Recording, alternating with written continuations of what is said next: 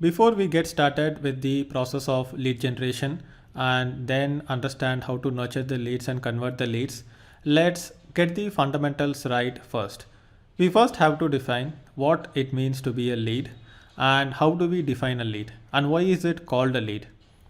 A lead is called a lead because it leads to a sale.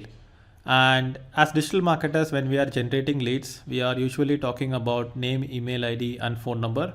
Sometimes the name is optional, and either we need to have the email ID or the phone number, or we can have one of these information.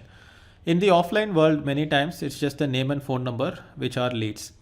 And when you look at any B2B or B2C business, there are so many people out there in the world who might become potential customers of your business. But how do you reach out to them? And what is the connecting link between you and them? So connecting link between you and them is their contact details. So when we talk about lead generation, we are basically looking at gathering the contact details of people who might be interested in buying products or services from us. And it's not just about collecting any phone number or any email ID. In fact, a lot of people try to just harvest phone numbers and email IDs randomly from different sources, and then they discover that those contact details are pretty much useless because these people are not probably someone who are interested in the products and services of that particular business.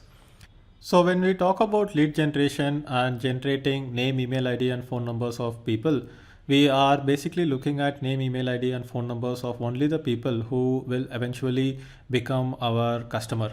And not every lead will become a customer. There is always going to be a percentage, and the percentage is going to be static, and it won't waver too much, which we will discuss in the law of large numbers in the upcoming videos. But that is how we define a lead. You have a contact information to reach out to someone who will become interested in our products or services. At the same time, we also have to define what are not leads. And when Facebook, Instagram, and YouTube, all these social media channels propped up, a lot of businesses started having presence in those platforms. But the problem with social media platforms is that the social media platforms users are not your users. If you have a Facebook page and if you have followers on your Facebook page, you have fans and followers, but they are not your users. They are Facebook's users who have chosen to follow you on your page, which is Facebook's platform, right? So that is one of the biggest challenges when businesses try to set up pages and presence on other social media platforms. And in the long term, what happens is that these social media platforms will start reducing the amount of reach that you have with your own audience. And this is true with every social network. And I have been in this industry for more than 10 years. And I have seen this time and time again. Initially what will happen is that you will have a lot of reach and then the reach starts dwindling.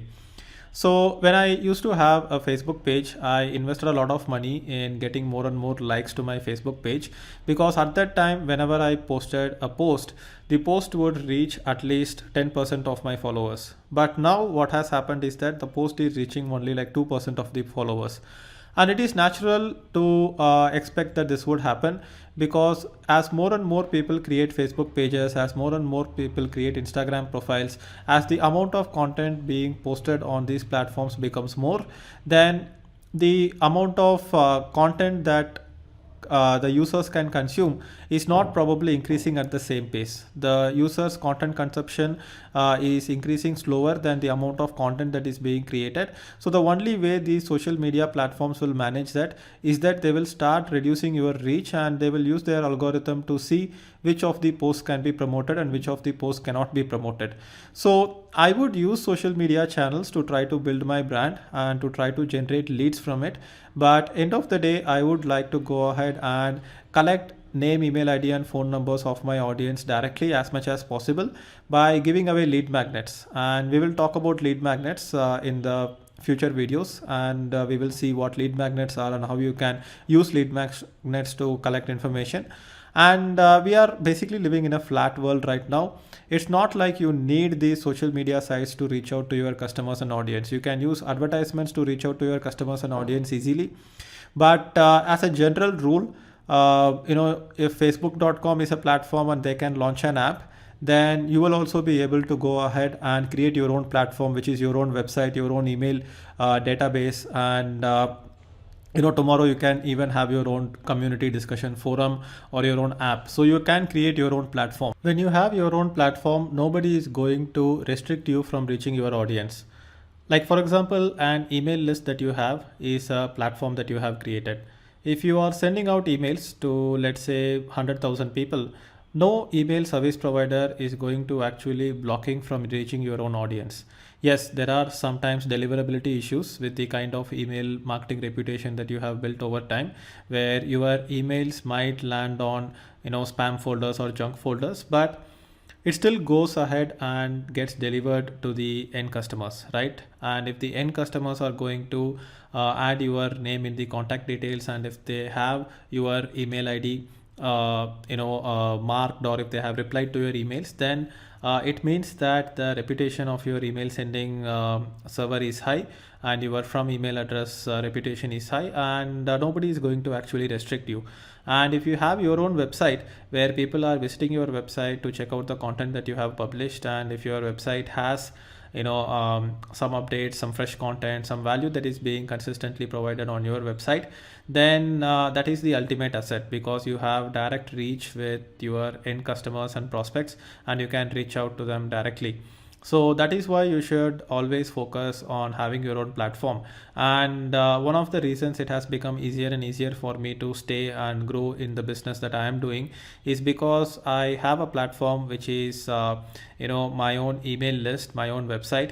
And if I'm launching a new product, I don't need to go and spend money on advertising, because I have my platform, and in my platform I can go ahead and reach out to my customers directly. So that is why many of the platforms which have your potential customers end up charging you money for advertising on their platforms. And Facebook is one of the biggest platforms. You can always run ads on Facebook, but run ads on Facebook and get people from Facebook to your platform. That's how it works. So you cannot just keep staying on the other social media channels, because imagine, would you build your dream house on a leased land? You would not, because if you build your dream house on a leased land, and if the lease period of that land ends, then the landowner might charge you exorbitantly high amount to stay there, just like Facebook starts charging people to reach their own audience on their Facebook page by asking them to boost the post or asking them to advertise.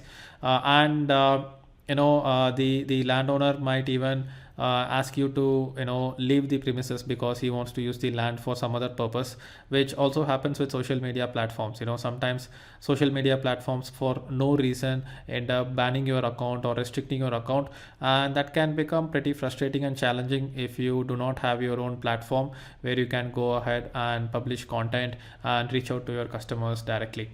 So when you look at lead generation, it's always about collecting names and email IDs of your end customers. It's never about the followers that you have on the social media platforms. So I hope that is clear. So now that we have understood what is lead and what are not leads, and we will have a look at a few more concepts before we get started into the techniques of lead generation. So I will see you in the next video right now.